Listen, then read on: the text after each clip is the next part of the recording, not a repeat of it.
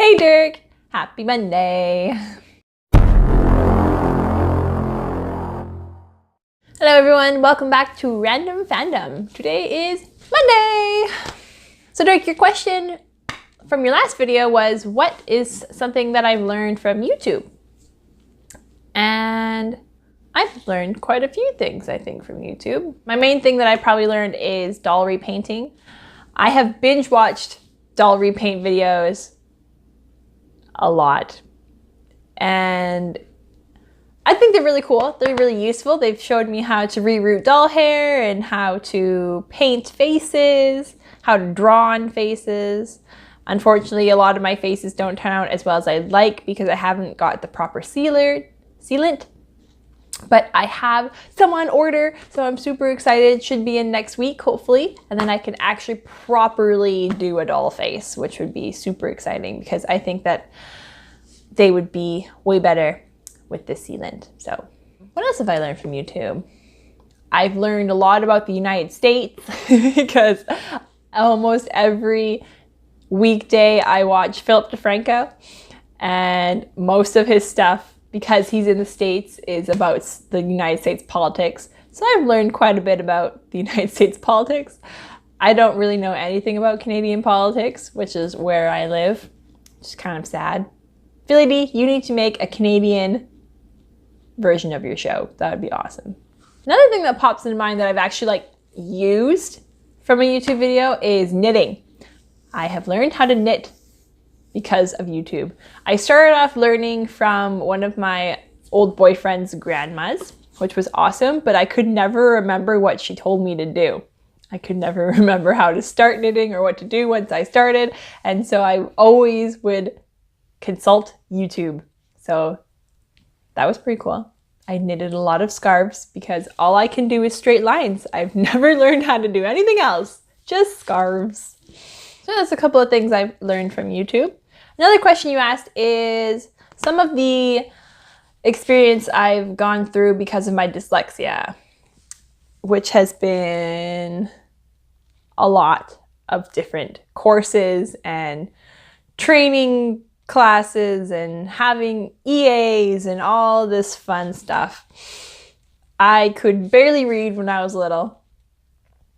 I was way behind everyone else. So all my friends were reading Harry Potter and Lord of the Rings and all those types of books. And I was reading books that had maybe 5 words on each page. And I was sucking at it. And it was so embarrassing.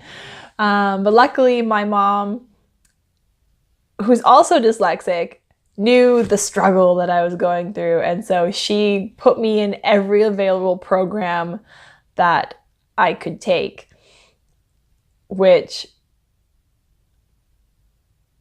was good because I read normally now, but then I didn't like it at all. At one point, I went to a totally different school 4 days a week.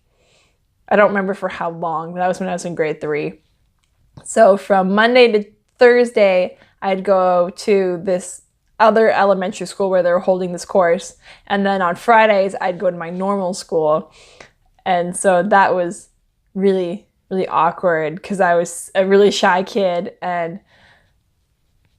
it sucked going back and forth. I remember that there was only maybe I think 4 of us or 5 of us in that class. And so we would all do our work and then we'd all just sit there and barely anyone would talk all day. And it sucked. It really helped my reading. I think that was the course that helped me the most out of all of them.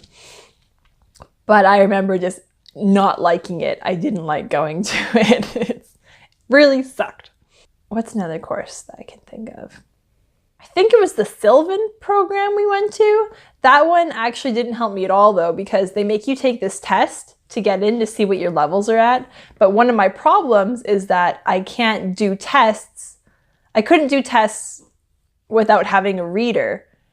And so when I did the test, they put me at a reading level that was 3 times lower than what it actually was. And so I started going there and they're like, oh my God, look at all this progress she's doing. She's doing so well.